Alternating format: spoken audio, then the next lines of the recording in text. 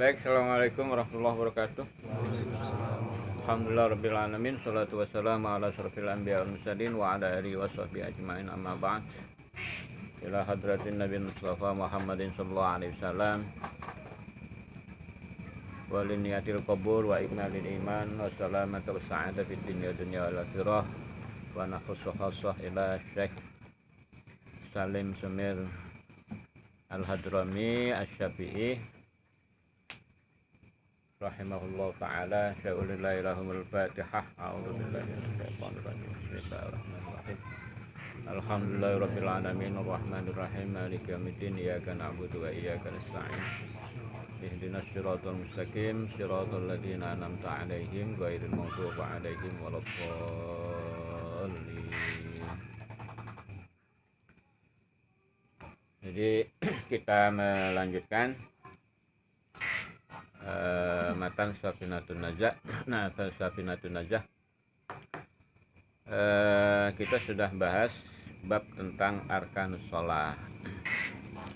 Arkanus shalah yang pertama ada syahadatu an la ilaha illallah wa anna muhammadar rasulullah. Kemarin kita sudah bahas bahwa syahadat itu adalah iqrar. Kalau sudah ikrar itu berkaitan dengan ucapan, maka sah dan tidaknya syahadat baik di dalam sholat maupun di luar sholat itu adalah terkait dengan ikraran. Maka kalau syahadat itu hanya di rengang-rengang di hati, itu tidak sah sholat. Maka harus bilafdin sahihin, jadi dengan lafaz yang sahih. Sahih itu suaranya jelas, hurufnya pas, ahkamul hurufnya cakep. Sama dengan asyhadu alla ilaha illallah itu enggak jelas.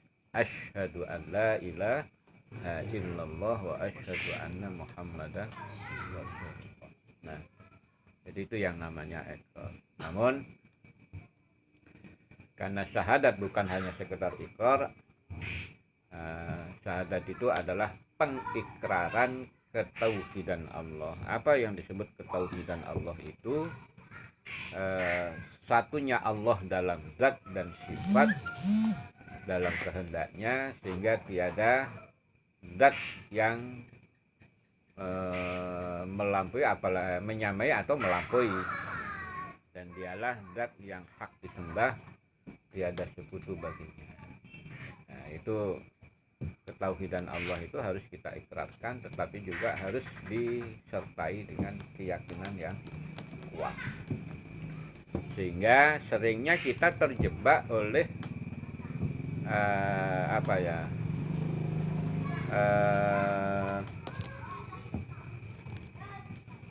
hanya sekedar lafaz. Jadi hanya sekedar lafaz tetapi tidak menjadi sesuatu yang sangat bermakna di dalam kehidupan kita. Kenapa? Karena sering kita hanya melafazkan tetapi tidak mentauhidkan keyakinan itu. Makanya harus mentasdikkan ketauhidan Allah. Karena dengan mentasdikkan ketauhidan Allah itu, ya akhirnya ya pokoknya nggak ada sesuatu kecuali dari Allah. Nggak ada sebab akibat itu kecuali dari Allah semuanya. Jadi sehingga kita selalu masya Allah la haula wala quwwata illa billah. Jadi bagaimana syahadat itu bisa menjiwai keseharian kita, baik di dalam ibadah maupun di luar ibadah. Nah, penguatannya itu adalah syahidallahu annahu la ilaha illa huwa.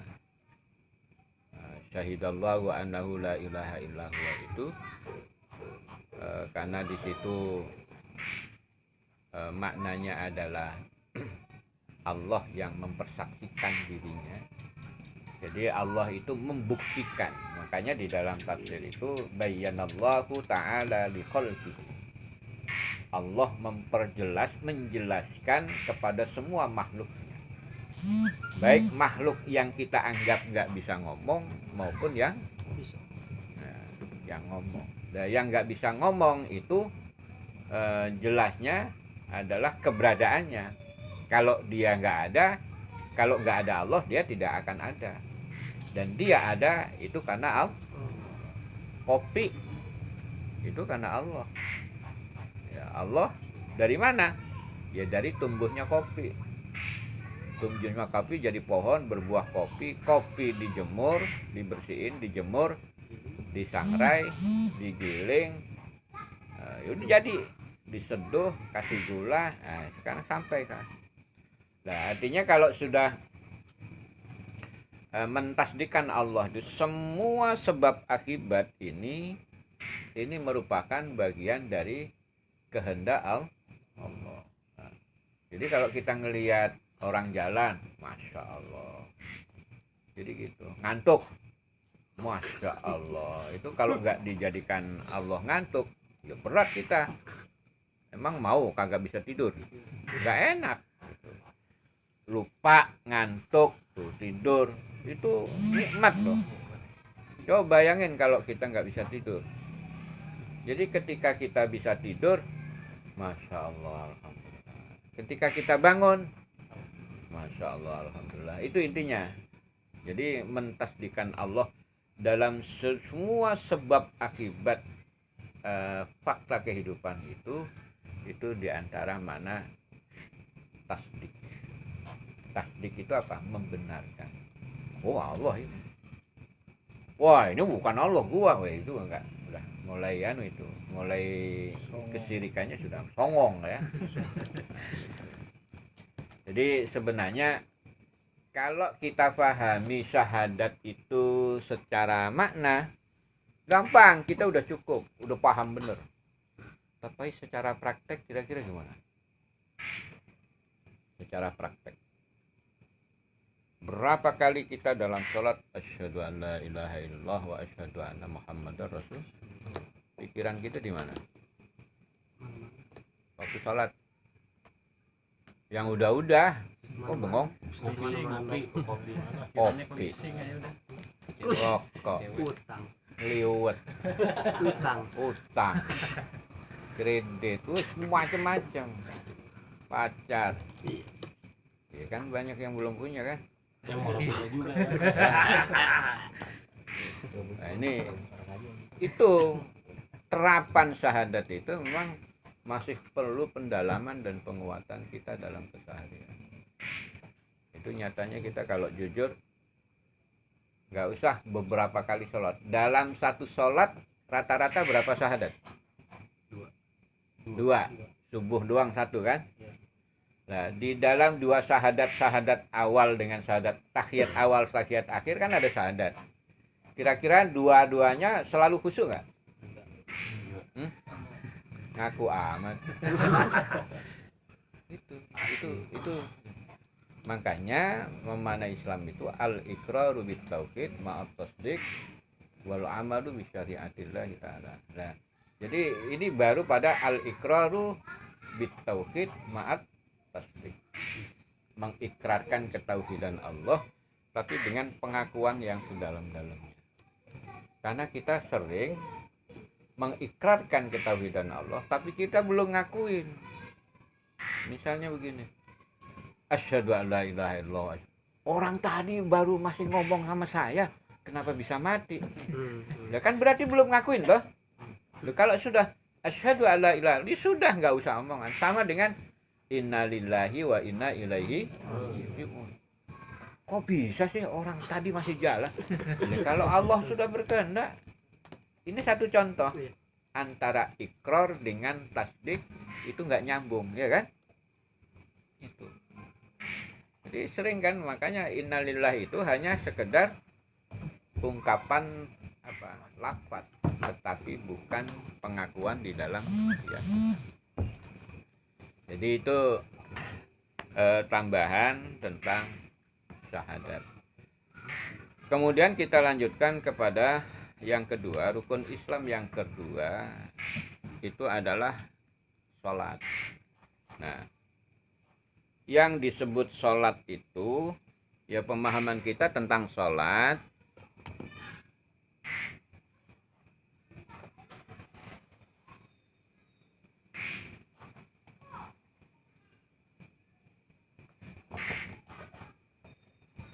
sholat secara bahasa itu adalah ad-doa. Jadi as-sholat fil lughah ad-doa. Doa itu apa? Ngedoa, minta, gitu kan. Jadi gini, kalau istilah doa itu kan awalnya kan da'a, menyeru ya.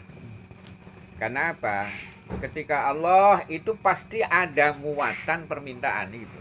Kalau sudah Allah, apalagi panjang bener itu, Allah jodoh gitu kan, Allah lapar gitu. Jadi setiap kalimat Allah diucapkan itu identik dengan adanya itu. Makanya doa itu begitu. Nah, kenapa sholat itu dimanakan doa? Karena memang keberadaan kita sebagai makhluk Allah itu hanya bisa meminta, dan kita tidak bisa memaksakan kita harus diberi, karena hak memberinya itu siapa? Allah. Istilah kata Allah mau ngasih mau ora itu urusan Allah kan gitu. Yang kita punya cuman minta gitu loh. Nah, makanya kalau kita memberi seseorang atau memberi kepada makhluk yang lain, itu hakikatnya melaksanakan perintah Allah. Karena kalau kita pikir, kita itu paling ogah sama yang namanya ngasih. Gitu. Ini kita lagi rame-rame itu, kopi kita diduluin. Memang keinginannya untuk tidak ngasih. Makanya wa amfiku mimma razaqakumullah. Kasih apa yang dititipin sama Allah, apa yang dikasih sama Allah kasih. Karena apa? Dengan ngasih sesama itu sama dengan melaksanakan apa yang diperintahkan. Jadi hakikatnya kita ngasih itu lemah. Ini kalau di kantong semuanya punya duit gocap gitu, terus ada yang 2.000, kira-kira yang kita kasih yang gocap dulu apa yang 2.000 dulu? 2.000. Karena memang kita tidak memiliki kecenderungan untuk ngasih. Yang punya kecenderungan untuk ngasih itu ya Allah. Maka bukan kecenderungan, hak ngasih itu Allah. Makanya kata Allah, Anar Rahman, saya itu pengasih, gitu kan. Apa juga saya kasih. Nah sekarang kalau Allah punya alam, emang Allah butuh alam? Enggak. Allah punya ikan gurame, bikin ikan gurame, emang Allah perlu makan gurame? Enggak. Gitu. Kalau Allah, ya berliwetan gosong ini baunya. Jadi kalau Allah bikin kita, itu bukan Allah butuh kita, tapi Allah memberi kita apa adanya. Nah, akhirnya dengan kita sholat secara bahasa, maka kita itu memang diciptakan untuk meminta. Nah, sholat kan penjabaran secara fi'liyah, tapi secara maknawiyah, apalagi filosofinya, macam-macam. Makanya Allah katakan, wasta'inu bisabri wassalah. Minta tolonglah kepada Allah dengan sabar dan sholat. Karena apa? Hakikatnya kalau enggak kita ditolongin Allah, pertolongan Allah itu juga dalam bentuk pemberian.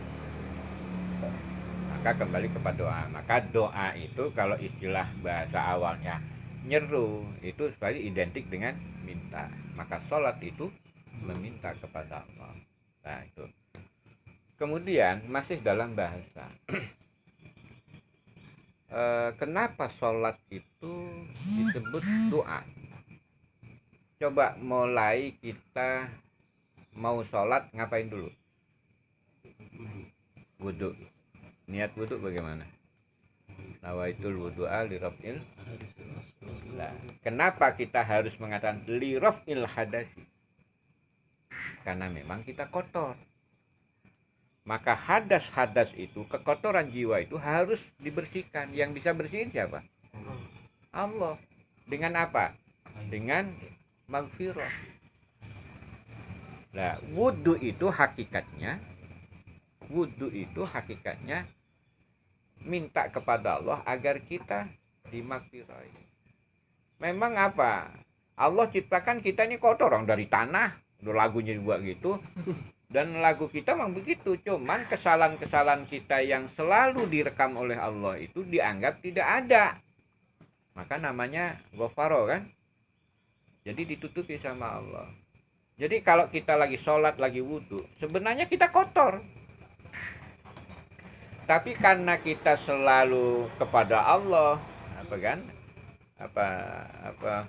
di raf'il hadasi, saya memang kotor Allah. Tapi tolong anggap bersih. Artinya bersihkan dengan rahmatmu, yaitu kasih sayang Allah Subhanahu wa ta'ala. Kan pada hakikatnya kita tetap aja manusia kan. Yang potensi kotorannya masih, ya kan apa aja juga ada di sini. Ikan peda ada, ikan asin ada, jengkol ada. Kotor nggak? Kotor. Ingus ada.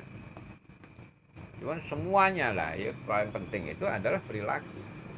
Sekarang coba, bisa nggak menjaminkan ketika kita sudah istighfar, tobat, kemungkinan nggak berbuat dosa lagi, bisa nggak? Bisa. Hah? Bisa? Yakin bisa? Susah. Lu coba, kalau Allah dulu ngatur, lu mulai umur 12 tahun sampai 20 tahun istighfar udah ya. Setelah umur 13 tahun udah nggak ada istighfar, mati kita. Kadang-kadang ada aki-aki masih nyawer be, ya kan, masih joget baik, aki-aki lah. Makanya istighfar itu tidak akan pernah putus sampai kapan, sampai. Nah, kembali kepada sholat tadi. Nah, sholat itu karena memang kita meminta kepada Allah, yang kita minta itu banyak. Nah, kemudian wudhu kita minta supaya Allah menutupi kekotoran kita. Oleh karena itu doa wudhu yang Rasulullah ajarkan gimana itu? Allahumma hdini fiman hadait wa afini fiman afait wa tawalla. Doa wudhu. Oh, bukan itu ya? Oh, saya pikir itu. Kalau kayak itu ya kita ngikut. Ada saya nanya. Asyhadu an la ilaha illallah. Allahumma ja'alni minat taqin. Kan kita Allahumma ya Allah Tuhanku, ij'alni, jadikanlah aku minat tawabina, yang selalu bertaubat. Bertaubat itu apa? Selalu kembali kepada Engkau, roja'a ila ma amarallahu wa antaha anhu. Yang selalu kepada, ya pokoknya saya nurutin Engkau Allah gitu loh. Taubat itu. Wajani minal mutatahhirin, jadikanlah aku sebagai orang yang selalu membersihkan diri. Walaupun kita nggak bakalan bersih secara fisik, tapi menurut Allah kita bersih. Kenapa? Dengan istighfar tadi. Wajani min ibadikas sholihin. Kalau udah tobat, sudah dibersihin, dianggap bersih sama Allah, baru soleh bisa tercapai. Terus habis itu langsung takbir kan? Anggaplah sholat takbir, Allahu Akbar. Kenapa kita butuh takbir? Karena kita mau minta, kudu nyanjung Allah. Allah kita santun, wih Allah gede banget gitu kan. Akhirnya apa? Saking kita kepinginnya diakui oleh Allah, maka iftitah, membuka jiwa kita dengan pendekatan penuh. Ini wajah tuh wajhiya lilladzi fataras samawati wal ardh hanifan musliman wa ma ana minal musyrikin. Inna ngaku dulu. Ya kan biasanya kalau kita lagi kepingin gitu, pokoknya ada yang kepingin diambil mantu gitu sama seorang, kira-kira yang kita lakukan, wis saya mau alumni sini sama muridnya Yai Idon umpamanya gitu kan. Jadi pokoknya berusaha mengakui apa-apa yang, nah maka dari itu kepada Allah itu juga sama. Udah Allah pokoknya inna sholati wa nusuki wa mahyaya wa mamati lillahi rabbil alamin la syarika lahu wa bidzalika umirtu wa ana. Habis itu baca apa? Fatihah. Alhamdulillahi rabbil alamin arrahmanir rahim maliki yaumiddin. Kenapa kita bilang alhamdulillahi rabbil alamin? Karena dia selalu ngasih segala sesuatu. Alhamdulillah ya Allah, karena dia ngakuin, berarti udah dikasih sama Allah kan, hidup dikasih, syukur kan. Ar-Rahman emang Allah memang Maha Rahman dan Rahim. Maliki yaumiddin, yang menguasai hari kiamat. Iyyaka na'budu. Nah, disitulah kita meminta lagi kepada Allah. Jadi sebenarnya kalau mana as-sholatu ad-du'a, emang adanya di sholat itu ya minta. Yang paling kelihatan minta itu ketika duduk antara dua sujud. Baca apa itu? Duduk di antara dua sujud. Baca apa itu? Baca Yasin. Rabbighfirli warhamni wajburni warfa'ni warzuqni. Hebat bener, orang lagunya segitu-gitu amat pengen diangkat derajatnya. Emang lu siapa kata kalau Allah bilang begitu? Emang lu pantas? Tapi apa yang harus kita lakukan dalam sholat itu intinya yang tadi. Rabbighfirli, mohon ampun, warhamni wajburni warfa'ni warzuqni wahdini wa'afini wa'afani. Udah minta semua. Jadi itu inti dari as-sholatu ad-du'a. Nah, oleh karena itu walaupun sholat itu dimanai ad-du'a, tapi sholat itu tetap harus dilakukan dengan aturan-aturan khusus. Maka disebutlah kaifiyatus sholat, tata cara melaksanakan sholat yang harus memenuhi standar syarat, rukun, syarat dan rukun. Maka nanti ada yang namanya arkanus sholat. Nah, kita baru sampai pada arkanul Islam. Jadi itu sholat. Nah, itulah sholat. Nah, sekarang kalau kita sudah memahami tentang sholat itu doa, kira-kira di dalam sholat kita yang kita benar-benar mengungkapkan tentang keinginan kita, kira-kira ini hari tadi nih, mulai dari subuh sampai isya, kira-kira yang sudah ingat minta apa sama Allah? Boro-boro Allah sholat aja syukur. Iya benar tuh kan, sama berarti. Jadi itunya kita pahami itu as-sholat ad-du'a, tapi faktanya ya, terus kita udah ngaku benar gitu, Allahumma rfa'ni warzuqni, kata malaikat bohong, woroh itu ya. Jadi itu kita nggak usah lama-lama, yang penting kita nanti hidup. Jadi sepintas emang nggak hidup ya. Nah, artinya kita hidupkan dengan interaktif. Nah, karena nanti kita akan bahas kembali lebih rinci ketika arkanus sholat satu persatu kita akupas. Jadi makna arkanul Islam satu. Ayat yang pertama apa itu? Nah, coba baca dong. Arkanul Islam syahadatu alla ilaha illallah wa anna Rasulullah. Tadi agak kelewat kan syahadat ya, karena ada syahadat tauhid, ada syahadat rasul. Ya nggak apa-apa ditambahin. Jadi kalau syahadat itu sebagai pengikraran keyakinan kita, Maka kita bilang begini, amanna billah wa bima jaa anillah ala muradillah. Terus syahadat Rasul, amanna bi Rasulillah wa bima jaa ar Rasulillah. Jadi saya beriman kepada Allah dan juga beriman apa yang datang dari Allah dan juga yang menjadi kehendak Allah. Nah, kalau Rasul, saya beriman Muhammad sebagai Rasulullah dan apapun yang muncul dari diri Rasulullah, qauliyah, fi'liyah dan takririyah, itu yang disebut hadis. Nah, itu syahadat harus diakuin itu ma'at tasdik. Baru kita bahas sholat. Saya kira ini sholat yang kita maksud, dan silahkan sesuai dengan jangkauan pikiran antum-antum semua, kira-kira apa yang bisa dipertanyakan, atau kalau perlu salahin saya gitu kan. Kalau saya salah ya salahin, karena kesalahan itu punya siapa saja, namanya manusia itu pasti pernah salah.